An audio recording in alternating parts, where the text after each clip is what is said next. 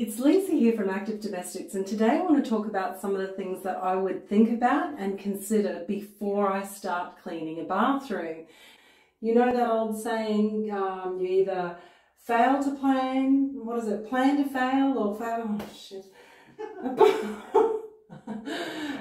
People don't plan to fail, they fail to plan.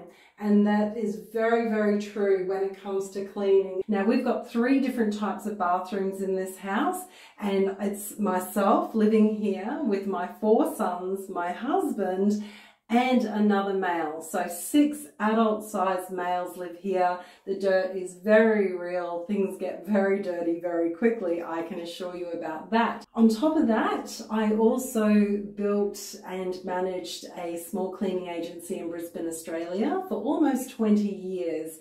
And I've since ended that business just about 6 months ago. But I learned a lot in that time because there's so many different approaches to cleaning and you can still come out with the same outcome.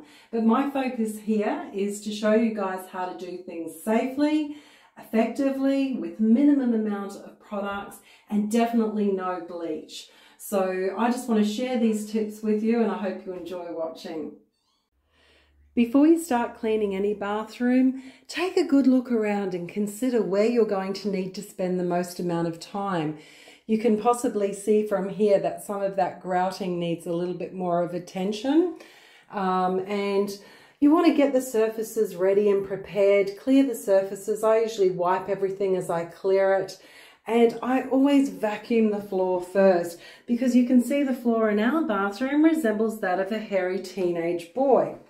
Before you start cleaning the bathroom, you always want to vacuum the floor first, and sometimes you'll also look up and vacuum the ceiling and around the exhaust fan, things like that, because you want to get all that vacuuming first. You'll note I wiped everything down and cleared everything off because that was going to create more dust.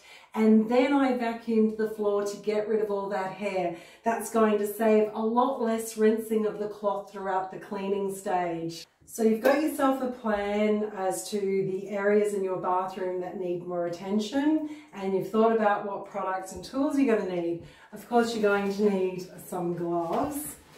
And I'm definitely going to need a grout brush in this instance. Now, a grout brush is always better to use than a toothbrush because it's got a much larger surface area and very hard bristles, so it's going to make the job easier. The right tool for the job is going to mean that you'll need less cleaning chemicals, and it'll make the job a lot easier. In my case, I'm just using some of this shower power because I'm still using a lot of my cleaning products that I had from when I had my cleaning business. I'm just trying to use everything up before I go back to my own homemade cleaning things. And you can see before I've even started cleaning the bathroom, I've folded the shower curtain over. I actually washed that shower curtain yesterday, I'm happy to report. But I've just folded it over to get it right out of the way so that I can access as much tile when I'm cleaning as possible. And I'm also going to remove this. Getting everything out of my way will just make the job a lot quicker. And at the same time, by taking things like this down, it gives me a chance to actually clean areas that I don't ordinarily clean. So get everything ready, and then we can just get on with the job. Doing a thorough clean in a bathroom involves a lot more than simply cleaning the sink, the bathtub, or the shower. You want to wipe over all these extra things as well and really give things a nice clean.